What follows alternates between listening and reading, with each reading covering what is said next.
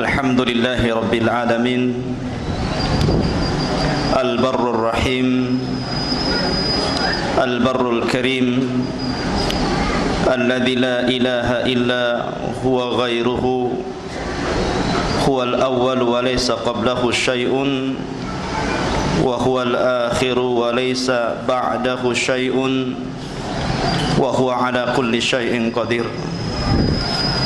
Allahumma ij'al hadha ijtima'ana ijtima'an marhuma, waj'al tafarruqana min ba'dihi tafarruqan ma'suma, wa la taj'al fina wala min bainina saqiyya wala mahruma. Rabbi israh li sadri wa yassir li amri wahlul 'uqdatam min lisani yafqahu qawli, amma ba'du. Ma'asyiral muslimin, jamaah salat tarawih yang dimuliakan Allah Subhanahu wa taala. Kita lanjutkan kajian kita, masih membahas qasasul Quran atau qisasul Quran, kisah-kisah di dalam Al-Quran.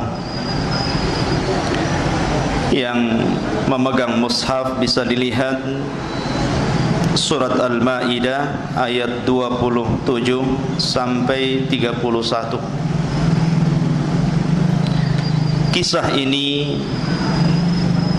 adalah kisah yang sangat menakjubkan untuk kita kaji, tentang kisah dua anak Nabi Adam alaihi salatu wassalam, Habil dan juga Qabil. Allah Subhanahu wa taala berfirman di dalam surat Al-Maidah ayat 27 sampai 31. A'udzu billahi minasyaitonir rajim. Watslu 'alaihim naba'a ibnai Adam bil haqq idh qarraba qurbanan fatuqabbala min ahadihima wa lam yutaqabbal min al-akhar. Qala sa'aqtulannak qala innama yataqabbalu Allahu minal muttaqin.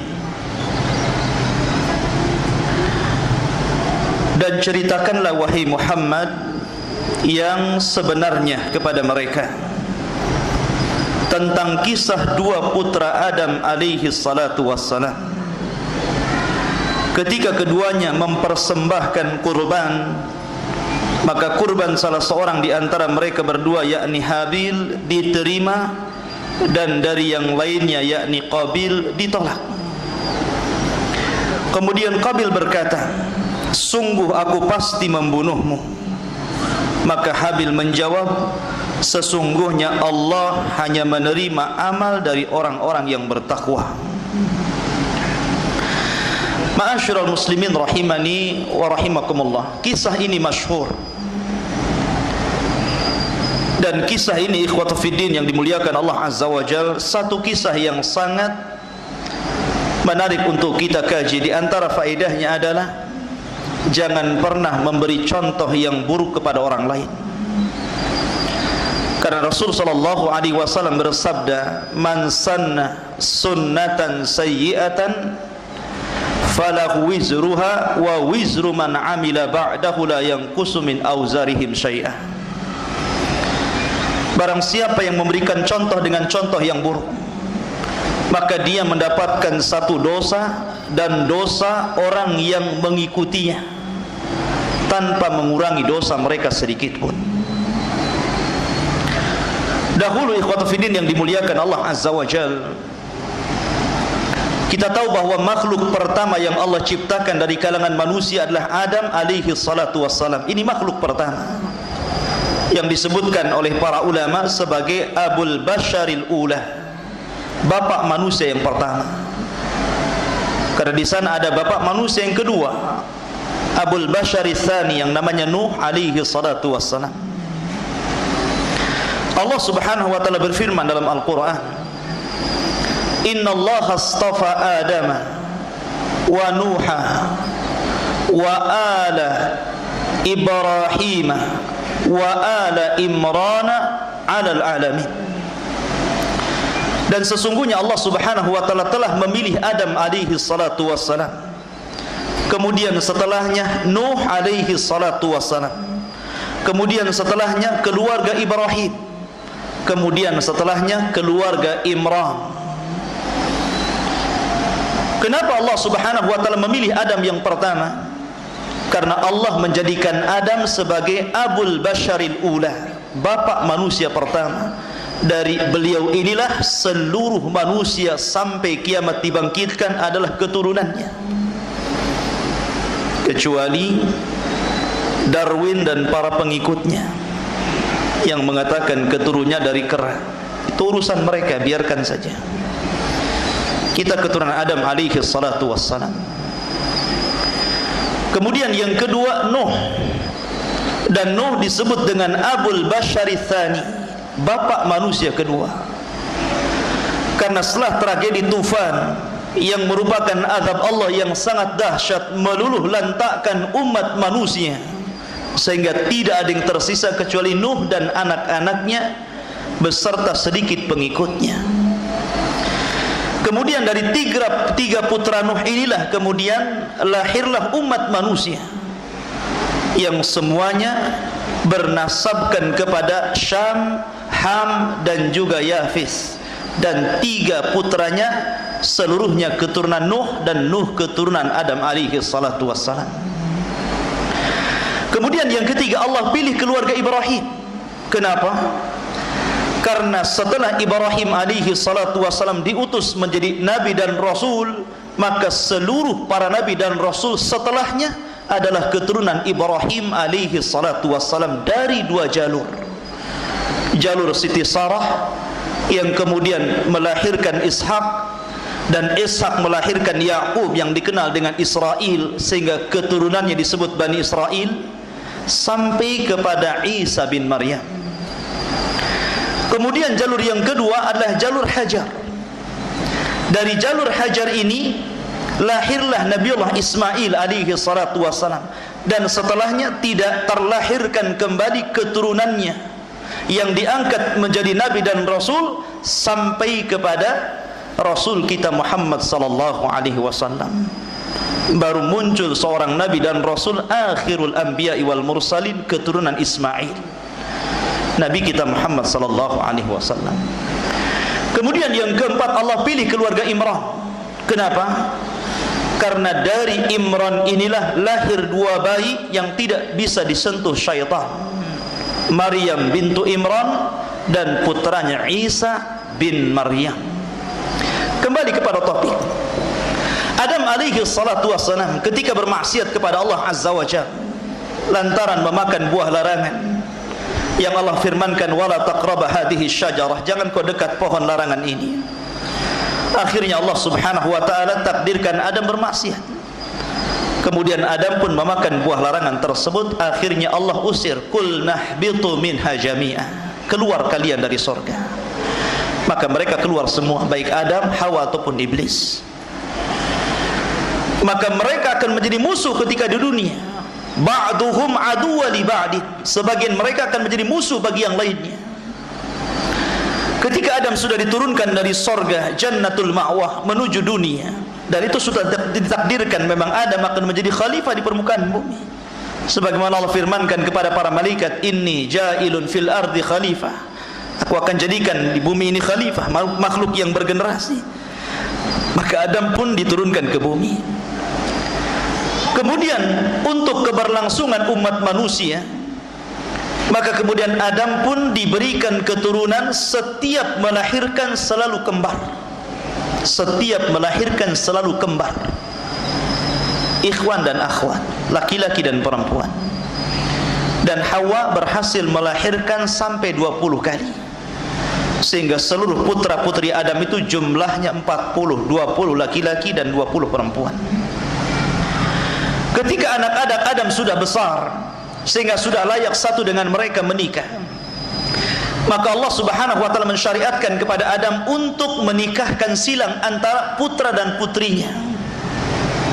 Kebetulan ketika itu Habil memiliki putri yang kembar, akan tetapi wajahnya kurang cantik. Akan tetapi Qabil ini Allah takdirkan kembarannya sangat cantik, sangat ayu, senang dipandang. Namanya orang cantik kan suka dipandang, senang mandangnya juga. Ma'asyiral muslimin rahimani wa rahimakumullah. Akhirnya Allah Subhanahu wa taala mensyariatkan agar kedua putra Adam ini menikah. Habil ketika itu mewarisi akhlak Nabi Adam alaihi salatu wassalam. Bahkan seandainya Habil tidak dibunuh, tentu dia akan menjadi seorang nabi, karena dia mewarisi sifat-sifat Nabi Adam dan akhlak Nabi Adam alaihi salatu wassalam. Berbeda dengan Qabil. Qabil ini memiliki perangai yang jahat, perangai yang hasad, sehingga ketika dia disuruh menikah dengan kembaran si Habil, dia tidak terima, timbul hasad. Disinilah kisah dimulai, ikhwatu fiddin yang dimuliakan Allah Azza wa Jalla. Qabil menolak untuk menikahi kembarannya Habil. Maka penolakannya ini, ikhwatu fiddin, direspon oleh ayahandanya Adam alaihi salatu wassalam, karena Adam bukan nabi yang diktator, bukan nabi yang harus, tidak. Adam berdoa kepada Allah Subhanahu wa taala untuk menyelesaikan masalahnya. Dan ini penting, ikhwan. Ketika antum bermasalah dengan sebuah permasalahan, minta kepada Allah permasalahan itu diselesaikan. Iyyaka na'budu wa iyyaka nasta'in. Karena tanpa pertolongan Allah Azza wa Jalla, masalah apapun tidak akan diselesaikan. Akhirnya Allah Subhanahu wa taala memberikan solusi. Dengan cara apa? Dengan cara disuruh putra-putra Adam untuk berkurban. Dan syariat Muhammad sallallahu alaihi wasallam adalah syariat yang mudah, ikhwan. Berbeda dengan syariat orang dulu. Syariat Muhammad sallallahu alaihi wasallam, syariat Islam sangat mudah. Ketika Islam mensyariatkan antum untuk berkurban, kurban dalam Islam sangat mudah. Antum tidak tinggal membeli kambing atau membeli sapi atau membeli unta, kemudian antum sembelih di Idul Kurban, antum telah berkurban kepada Allah Subhanahu wa taala dengan keikhlasan antum. Tapi kurbannya orang dulu berbeda. Kurbannya orang dulu harus membawa kambing, membawa sapi, membawa unta ke atas gunung. Jadi mereka harus berlelah berletih meletakkan kurban di atas gunung. Kemudian setelah mereka meletakkan kurbannya di atas gunung, mereka harus menanti. Menanti apa? Menanti Allah membuktikan bahwa Allah menerima kurban mereka, di mana Allah kelak akan mengirimkan api, yang api ini menyambar setiap kurban yang akan diterimanya. Dan syariat ini berlangsung sampai kepada zaman Bani Israel. Bayangkan berapa ribu tahun syariat seperti ini berlangsung, ya.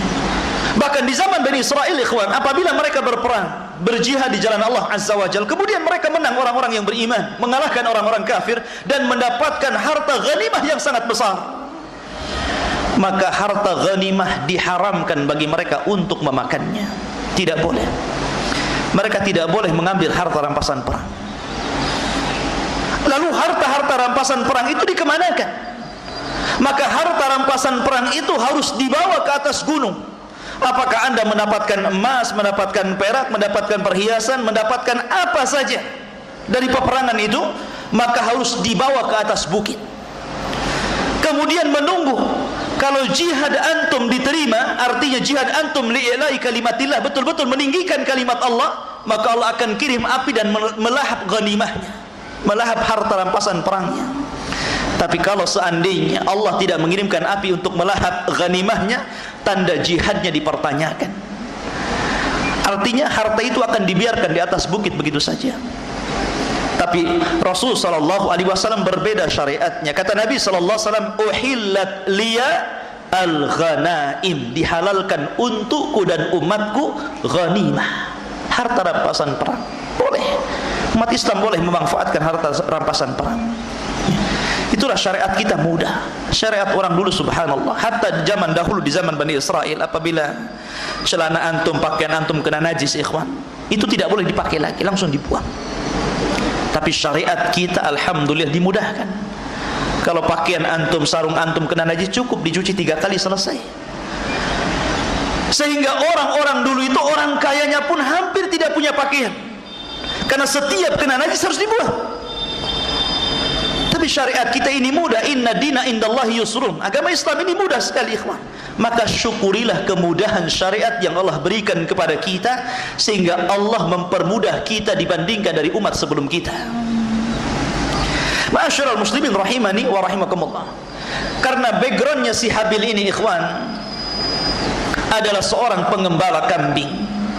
Beda dengan Qabil, dia suka bertani. Maka Habil kemudian mengambil seekor kambing yang lebih layak, yang lebih indah, yang paling gemuk untuk dikorbankan kepada Allah Azza wa Jalla. Diambillah kambing yang paling baik, kemudian diteletakkan di atas bukit. Kemudian si Qabil ini, ikhwatu fiddin, karena memang dasarnya sudah tidak menerima ketentuan Allah, sudah tidak menerima syariat Allah, sudah ada hasad, maka dia asal-asalan memberikan kurban. Dia mencari buah-buahan yang buruk, yang busuk, kemudian dikumpulkannya dan dimasukkan di dalam keranjang, kemudian dinaikkan di atas bukit. Lihat bagaimana Qabil, niat yang buruk, ya. Ma'asyiral muslimin rahimani wa rahimakumullah. Maka tentunya Allah hanya menerima kurban yang baik-baik. Allah tidak pernah menerima kurban yang jelek-jelek. Maka Allah kirimkan api dan melahap kurbannya si Habil dan menolak kurbannya Qabil. Dari sini ikhwatu fiddin yang dimuliakan Allah Azza wa Jalla, Qabil marah sehingga dia datang kepada Adam alaihi salatu wasalam, mencaci maki bapaknya, dicaci maki ayahandanya dengan mengatakan, engkau hanya berdoa untuk anakmu yang kau cintai dan tidak berdoa untukku, sehingga kurban dia yang diterima, kurbanku yang ditolak. Akhirnya Qabil pun berniat untuk membunuh saudaranya. Makanya Allah Subhanahu wa taala firmankan, watslu alaihim naba abnai adam bil haqq.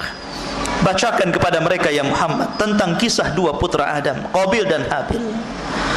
Idz qarraba qurbanan, ketika keduanya berkurban, fatuqbila min ahadihima, kemudian Allah menerima salah satunya, walam yutaqabbal minal akhar, dan satunya lagi ditolak. Apa yang terjadi? Maka Qabil mulai mengancam kepada Habil, la aqtulannak, saya akan bunuh kamu. Lihat, berawal dari hasad, berakhir mengancam membunuh. Tetapi ingat ikhwan, halakal hasid qablal mahsud. Sebenarnya kebanyakan orang yang hasad itu lebih hancur sebelum orang yang dihasadi. Kebanyakan seperti itu. Coba saja lihat kehidupan masyarakat. Mungkin ada orang yang melihat tetangganya buat rumah, udah panas itu, tanya uangnya dari mana. Kemudian beli mobil, oh banyak kali duitnya. Makin sakit, makin stres itu kan. Naik tingkat 2, tensi darahnya naik juga. Naik tingkat 3, tambah tinggi tensinya. Akhirnya stroke, mati. Yang dihasadi tenang-tenang saja, menikmati rumahnya, menikmati mobilnya, subhanallah ikhwan. Betul kata para ulama, halakal hasid qablal mahsud. Terkadang orang yang hasad itu hancur sebelum orang yang dihasadi. Ma'asyiral muslimin rahimani wa rahimakumullah. Kemudian di sini setelah Qabil kemudian mengancam, la aqtulannak, saya akan bunuh kamu. Tapi Habil ikhwatu fiddin sekali lagi dia mewarisi sifat Nabi Adam, sehingga dia mengatakan, innama yataqabbalullahu minal muttaqin. Ya Qabil, Allah Subhanahu wa taala hanya menerima korban orang-orang yang bertakwa. Makanya Allah katakan, la yanalallahu luhumuha wala dima'uha walakin yanaluhu taqwa minkum. Ya, yang Allah terima ketakwaannya. Kemudian di sini Habil mengatakan, la imbasatta ilayya yadaka litaqtulani ma ana bibasiti yadiya ilaika liaqtulak. Allahu akbar ikhwan. Jadikan kata-kata Habil ini syiar untuk antum. Jadikan kalimat Habil ini syiar untuk antum dalam setiap muamalah antum di masyarakat antum. Idfa billati hiya ahsan. Cegahnya sebuah permasalahan itu dengan yang lebih indah kepada saudara antum. Apa apabila ada orang yang hendak membuat masalah dengan antum, mengancam antum umpamanya kan, maka cegahlah ancaman itu dengan yang lebih baik. Lihat bagaimana di sini Habil alaihi salatu wassalam mengatakan, la in basatta ilayya yadaka litaktulani ma ana bibasiti yadiya ilaika liaktulak. Sekiranya engkau wahai Qabil hendak menjulurkan tanganmu untuk membunuh aku, saya tidak akan membunuh kamu. Lihat, jelas-jelas ikhwatu fiddin bahwa si Qabil ini ngancam untuk bunuh. Padahal ikhwatu fiddin yang dimuliakan Allah Azza wa Jalla, seandainya ada orang yang masuk ke rumah antum kemudian hendak mengambil harta antum, mengambil atau mengganggu keluarga antum, seandainya antum membunuh dia, itu tidak ada kisus bagi antum. Bahkan kalau antum terbunuh, antum syahid di situ. Kenapa? Karena antum menjaga harta dan keluarga, syahid. Ya kan? Tapi di sini bagaimana? Habil dia mengatakan, kalau engkau membunuh aku silakan, tapi aku tidak akan membunuhmu. Padahal Islam ini diturunkan untuk menjaga 5 masalah. Kenapa sampai diturunkan Quran dan Sunnah kepada kita ya kawan? Semuanya menjaga 5 masalah. Pertama, keyakinan, supaya kita tidak memiliki keyakinan sesat, maka diturunkan Quran dan Sunnah untuk meluruskan akidah dan keyakinan.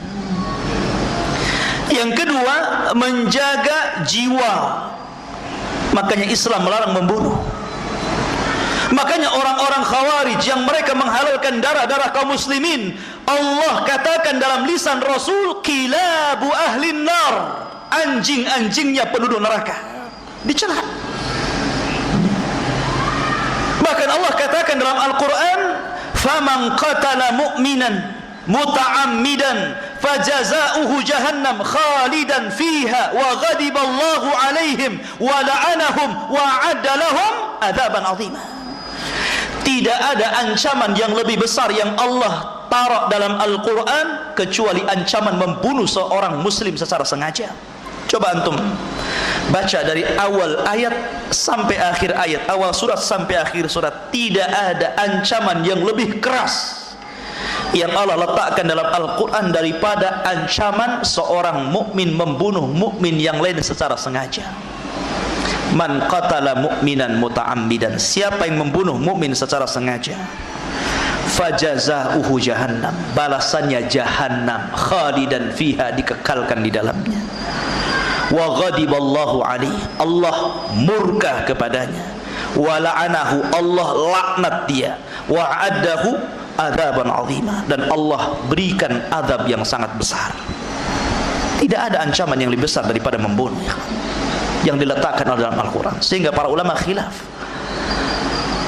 yang sangat panjang tentang hukum seorang mukmin membunuh mukmin yang lainnya secara sengaja, bisa mengantarkan kepada kekufuran atau tidak. Ya kan? Tapi di sini faedahnya ikhwatu fiddin yang dimuliakan Allah Azza wa Jalla, bagaimana Qabil dia mengancam bunuh kepada si Habil, tapi Habil menanggapinya dengan tenang. Kalau engkau hendak membunuhku silakan, tapi aku tidak akan membunuhmu. Ini akhlak seorang mukmin. Maafkan mereka, maafkan orang-orang yang hendak menyakiti anda. Maka sifat pemaaf itu terkadang lebih hebat daripada membalas ya. Kemudian Allah Subhanahu wa ta'ala katakan, inni akhafullaha rabbal alamin. Habil bukan tidak berani kepada Qabil, karena ahli tafsir mengatakan bahwa badan Habil ini lebih besar daripada Qabil, lebih kuat daripada Qabil. Kenapa dia tidak mau meladeni Qabil? Bukan karena takut. Ini jawabannya, karena inni akhafullaha rabbal alamin, karena aku takut Allah, aku takut kepada Allah Rabb semesta alam ini. Ini menunjukkan bukan karena takut, tidak, tapi karena takut yang di atas, bukan takut meladeni si Qabil ya. Maka kemudian, inni uridu antabu bismi wa ismaka fatakuna min ashabin nar wa dzalika jazaa'u zalimin. sesungguhnya aku ingin agar engkau kembali dengan membawa dosa membunuhku dan dosamu sendiri, maka engkau akan menjadi penghuni neraka, dan itulah balasan bagi orang-orang yang zalim. Subhanallah. Maka setiap pembunuhan sejak zaman Qabil membunuh Habil sampai kiamat dibangkitkan, maka Qabil akan menerima dosa seluruh orang-orang yang membunuh di permukaan bumi. Kenapa? Karena dia yang mencontohkan pembunuhan pertama di dunia. La ilaha illallah. Hati-hati, jangan memberikan contoh yang buruk kepada manusia, maka berikan contoh yang baik. Karena Rasulullah SAW mengatakan, man dalla ala khairin kafa'ili, man dalla ala hudan kana lahu ajru wa ajru man amila ba'dahu la yanqusu min ujurihim syai'ah. Barang siapa yang memberikan contoh yang baik, maka dia dapat pahala dan pahala orang yang mengikutinya tanpa mengurangi pahala mereka sedikit pun. Subhanallah. Berarti kalau kita melihat hadis ini, ikhwatufiddin, siapa yang paling banyak dapat pahala? Rasul.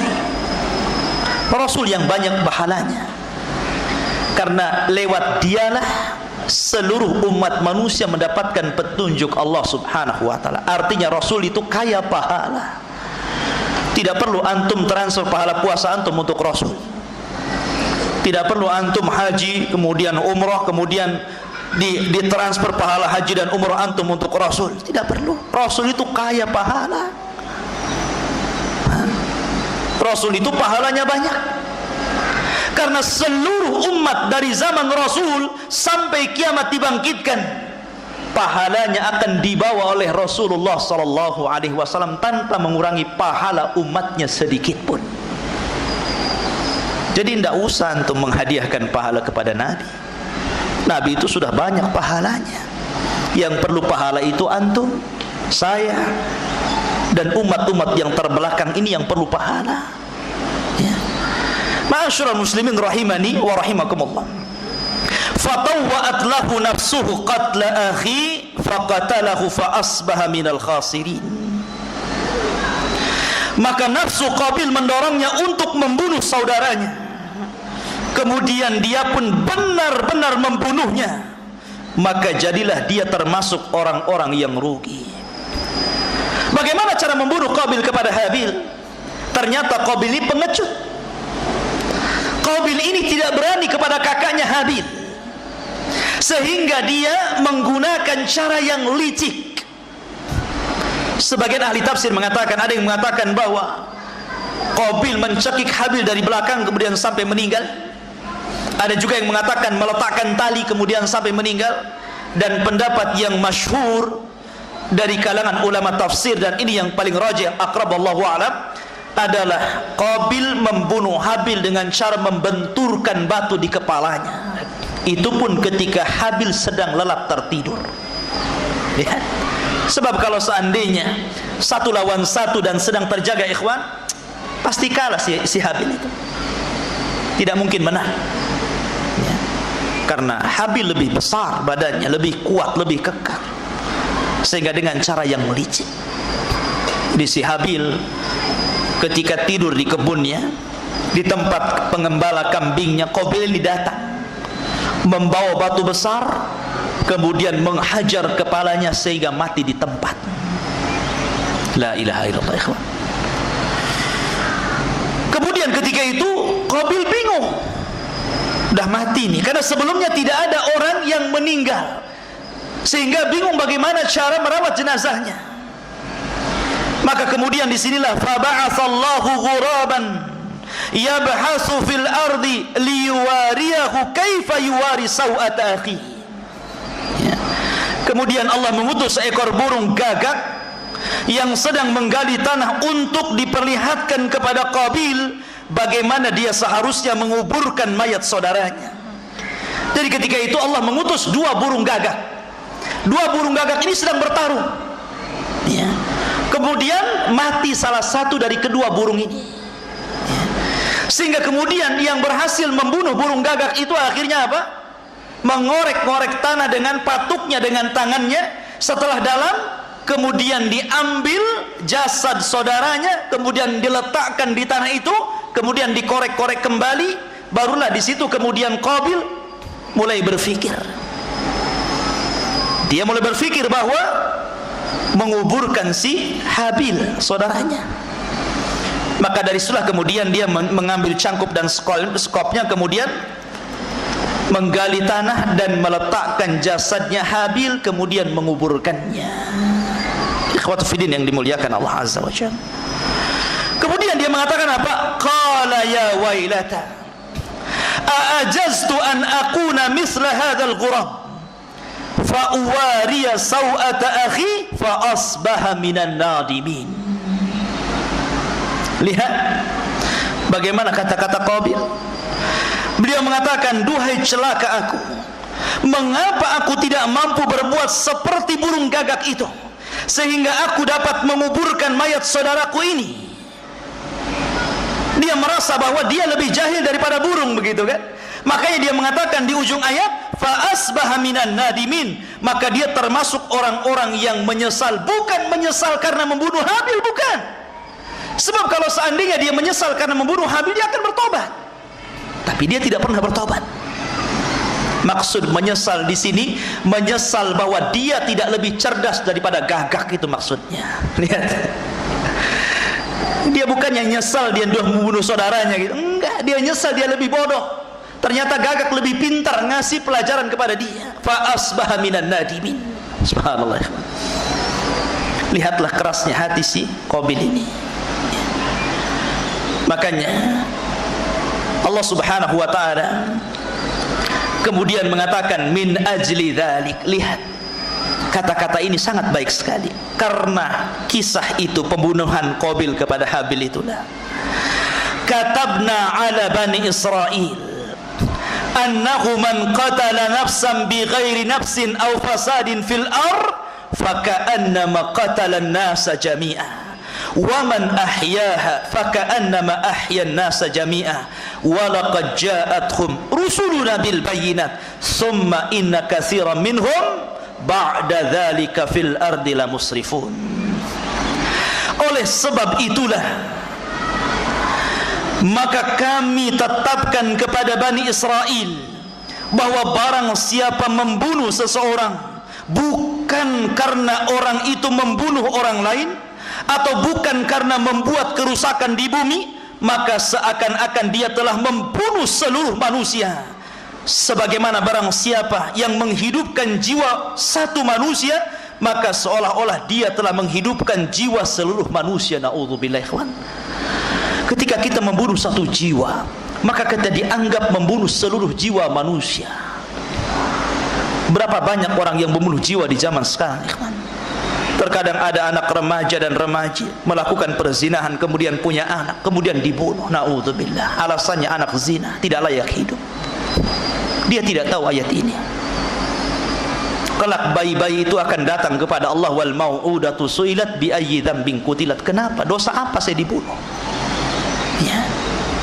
Di zaman sekarang, ikhwan, sudah tanda-tanda kiamat. Kasratul haraj, banyaknya pembunuhan. Terkadang orang membunuh tidak tahu apa alasan dia membunuh. La yadri al-qatil liman qatal wa la yadri qutil liman qutil. Orang yang membunuh enggak tahu apa alasan dia membunuh, orang yang dibunuh juga tidak tahu kenapa saya bisa dibunuh. Ya. Di zaman sekarang, kawan, gara-gara uang parkir dibunuh, gara-gara rebutan parkir bunuh sesama preman. Subhanallah, bayangkan. Gara-gara anak minta motor kepada orang tua nggak dikasih, dibunuh orang tuanya. Na'udzubillah. Sekarang ini nyawa manusia sangat murah. Ya. Siapa yang mengajarkan pembunuhan ini? Qabil. Qabil yang mengajarkan pembunuhan ini. Maka siapapun yang membunuhnya, maka Qabil memiliki kiflun ala qatli bani Adam. Dia punya tanggung jawab besar atas pembunuhan yang dilakukan anak Adam. Ma'asyiral muslimin rahimani wa rahimakumullah. Maka kisah ini kisah yang sangat baik, ikhwatu fiddin yang dimuliakan Allah Azza wa Jalla. Maka ketika Qabil telah membunuh Habil, dia tidak bertobat, na'udzubillah. Justru dia akhirnya mengasingkan diri dari kabilah Adam alaihi salatu wasalam. Dia memilih mengambil istrinya ke lembah dan dia hidup sendiri, membuat keturunan sendiri di situ. Ketika Adam alaihi salatu wassalam melihat Habil meninggal, tentu anak yang paling dicintai ini juga sama akan terasa kepada antum, ikhwan. Kalau antum memiliki anak, kemudian dari 10 anak itu ternyata 1 anak yang baik sama antum gitu kan, dia yang selalu ngirim ke antum. Nanti kalau udah tua antum udah rasakan ya, udah nenek-nenek, kakek-kakek itu kan ngarap anaknya biasanya. Kenapa anak sini nggak ngirim, kenapa sana nggak ngirim itu. Tapi 1 ada yang perhatian kepada antum, pasti ketika dia meninggal antum akan sakit-sakitan. Mungkin 1 minggu antum nyusul, ya kan? Artinya bahwa Habil ini anak yang paling dicintai Nabi Adam alaihi salatu wassalam. Makanya ketika Allah melihat kesedihan Adam alaihi salatu wassalam, akhirnya Allah ganti posisi Habil dengan Allah berikan hadiah berupa anak yang saleh sama dengan Habil, namanya Syis. Shin ya sa, Syis. Syis itu dalam bahasa Nabi Adam di zaman itu namanya hibah, hibatullah, artinya hadiah dari Allah untuk menggantikan Habil. Yang kemudian Syis inilah yang akan menjadi nabi pertama setelah Adam alaihi salatu wassalam. Syis ini diajarkan sekitar 50 lembar suhuf Nabi Adam. Adam diberikan suhuf lembaran oleh Allah Azza wa Jalla 100 lebih, tapi yang diajarkan kepada Syis itu 50 lembar. Dari sinilah kemudian Syis menerapkan undang-undang yang sudah diterapkan Adam alaihi salatu wassalam kepada kabilah Adam yang lainnya. Maka dia menjadi nabi setelah Adam alaihi salatu wassalam. Maka ketika itulah terjadi 2 kelompok, antara kelompok yang jahat dan kelompok yang baik. Kelompok yang jahat keturunan Qabil, mereka berada di lembah. Dan keturunan kelompok-kelompok yang baik adalah kelompok Nabi Syith yang ada di atas bukit. Mereka kabilah Adam alaihi salatu wassalam, ya kan? Lah Allah takdirkan ikhwan, keturunan Nabi Syith ini ya, seluruh laki-lakinya tampan, tapi wanitanya kurang cantik. Tapi keturunan Qabil ini ikhwatu fiddin terbalik, wanita-wanitanya cantik, laki-lakinya kurang lebih dengan kita gitu, kurang tampan gitu kan ya. Jadi Allah balikan di sini. Syaitan ketika itu belum berhasil menggoda Bani Adam, hanya berhasil, maksudnya tidak sampai kepada tingkat kekufuran, belum ada kesyirikan di situ. Karena dari Adam alaihi salatu wassalam sampai kepada Nabi Nuh asyratul qurun. Kalau kurun itu artinya adalah generasi, berarti 10 generasi. Tapi kalau yang dimaksud kurun di situ artinya adalah tahun, maka 1 kurun itu 100 tahun. Kalau 1000 kurun berarti 1000 tahun. Berarti jarak Nabi Adam kepada Nabi Nuh 1000 tahun lamanya. Dan tidak ada kesyirikan, setan belum bisa menghancurkan akidah seluruh putra Adam, baik keturunan Syis ataupun Qabil. Tapi syaitan ingin membuat jalur ke arah sana. Dengan cara apa? Membuat kabairud dzunub. Ketika ikhwatu fiddin yang dimuliakan Allah Azza wa Jalla, Qabil ini meninggal dunia, Allah takdirkan meninggal dunia. Maka kaumnya ingin memuliakan Qabil, ingin menguburkan sebagaimana Adam dikuburkan, sebagaimana juga Habil dikuburkan, dan begitu seterusnya. Karena Adam alaihi salatu wassalam ketika itu beliau memiliki usia yang cukup panjang dari putra-putranya. Usia dia 1000 tahun, cuman yang 60 tahun diberikan kepada Nabi Daud alaihi salatu wassalam. Jadi ketika malaikat maut datang kepada Nabi Adam alaihi salatu wassalam hendak mencabut nyawanya, dan sebelumnya Adam diperlihatkan umatnya oleh Allah subhanahu wa ta'ala, ternyata dari sekian banyak umatnya Allah subhanahu wa ta'ala memberikan cahaya di antara kedua matanya di sini. Itu tanda umat Nabi Adam, ada cahaya di keningnya. Tapi ada 1 orang yang cahayanya sangat menakjubkan Nabi Adam, sehingga ditanya itu siapa? Maka Jibril mengatakan, dia adalah Daud dari keturunanmu. Maka Adam alaihi salatu wassalam berapa usianya? Usianya hanya 60 tahun. Maka Adam alaihi salatu wassalam mengatakan, bagaimana kalau aku berikan 40 tahun usiaku untuk dia, genapkan dia 100 tahun. Maka ketika itu setelah Adam menjelang wafatnya, datang malaikat maut mendatangi Adam dan mengatakan, ya Adam, waktumu sudah habis. Kata Adam alaihi salatu wassalam, aku kan masih kurang 40 tahun. Ini kan masih 960 tahun. Masih kurang 40 tahun. Nanti tunggu 40 tahun kau datang lagi. Maka malaikat maut mengatakan, ya Adam, lupakah engkau, bukankah usia yang 40 tahun kau berikan kepada Nabi Daud? Kata Adam, enggak benar itu. Aku enggak ngasih siapa-siapa. Adam lupa. Ya, udah pikun, udah lupa dia. Makanya keturunan Nabi Adam disebut insan linisyanihi, karena lupa. Karena Nabi Adam lupa umurnya, maka manusia disebut insan. Walaqad khalaqnal insana, dan sungguh kami ciptakan manusia. Insan itu bahasa Arab dari kalimat nasiyah, lupa. Makanya kalau antum lupa, wajar, antum manusia. Jangan orang lupa dimaki-maki. Kenapa kamu? Ya namanya lupa, gimana lagi? Kalau udah lupa itu tidak bisa itu. Makanya orang lupa itu diangkat dosanya. Terkadang ada orang dimaki, disalahkan karena lupa. Nggak bisa orang lupa itu manusia. Kalau nggak lupa ya malaikat namanya. Ya. Masyarul muslimin rahimani wa rahimakumullah.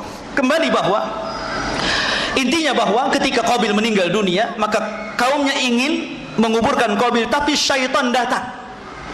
Syaitan datang menjelma sebagai orang saleh dan mengatakan kepada kaumnya Qabil, alangkah indahnya kalau Qabil ini kita muliakan. Jangan cara seperti ini,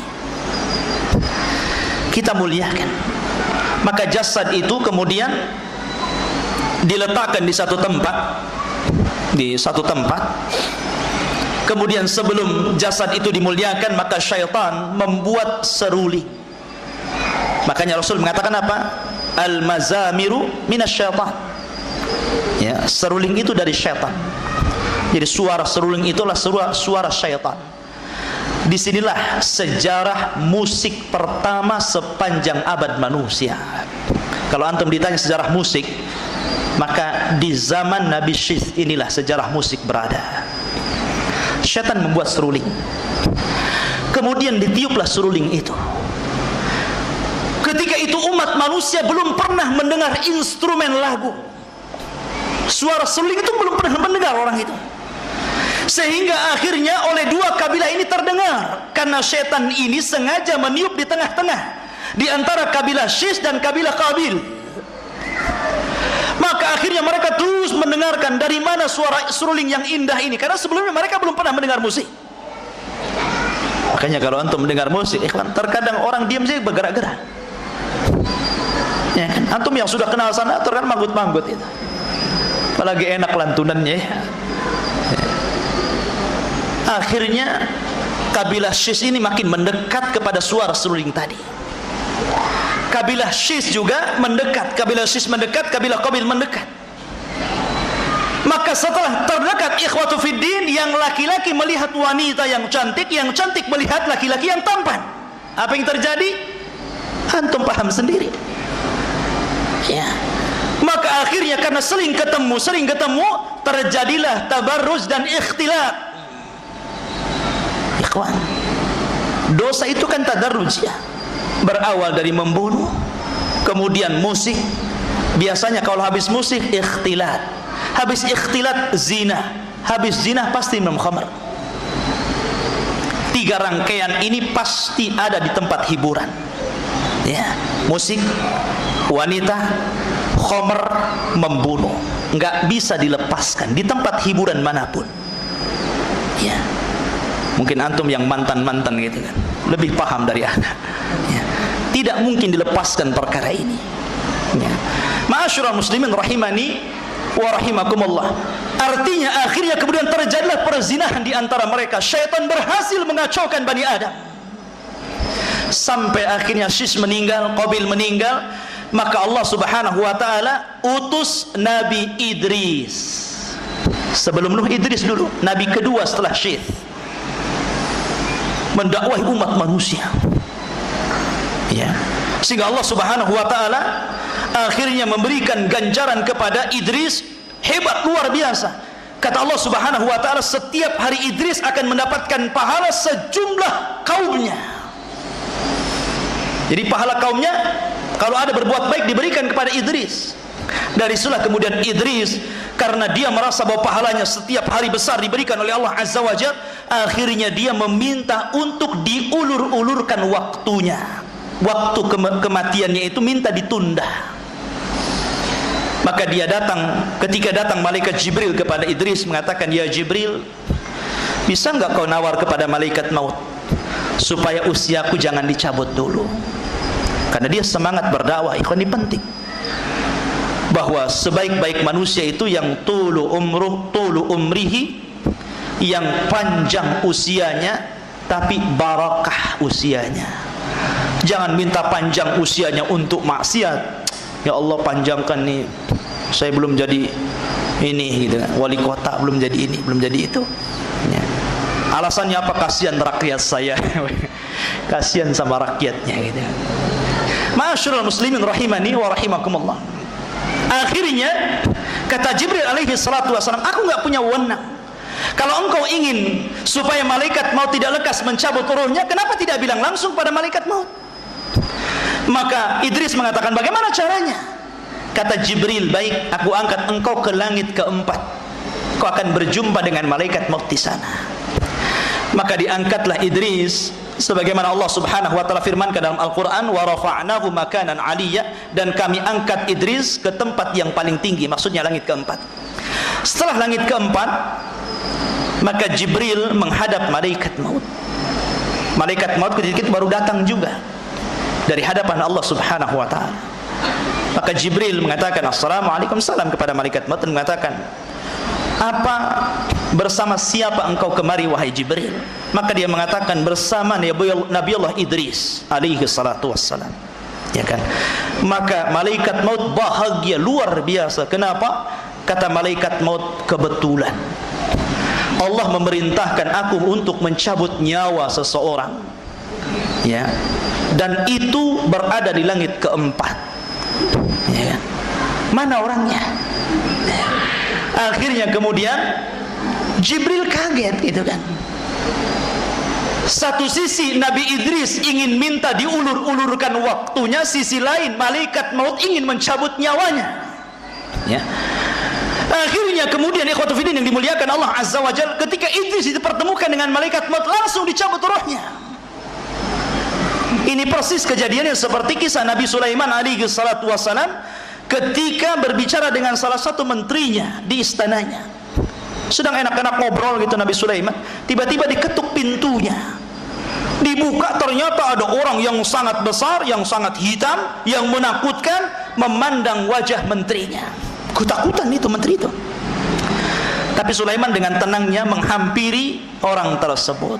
Setelah berbisik-bisik, kemudian pergi orang tersebut dan ditutup pintunya. Maka menterinya mengatakan, "Ya Sulaiman, siapa orang itu? Pandangannya tajam, aku takut sekali." Ya. Kata Sulaiman, itu adalah malaikat maut.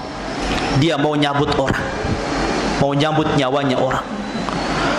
Maka karena dia sudah melihat tatapan malaikat itu, dia ketakutan dan mengatakan, "Ya Sulaiman, terbangkan aku, jauhkan aku dari orang itu. Aku masih ingin hidup."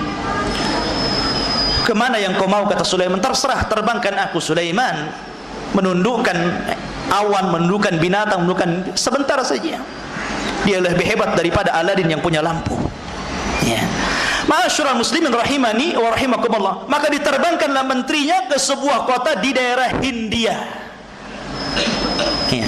Ketika sampai, rupanya orang tadi yang ditakutkan itu sudah duduk di hadapannya nunggu. Lah, kok ketemu di sini? Iya kan? Akhirnya dicabut ruhnya. Kata Sulaiman heran ketika itu, kalau engkau memang ingin mencabut nyawanya, kenapa tidak dari tadi ketika engkau datang ke istanaku? Ya.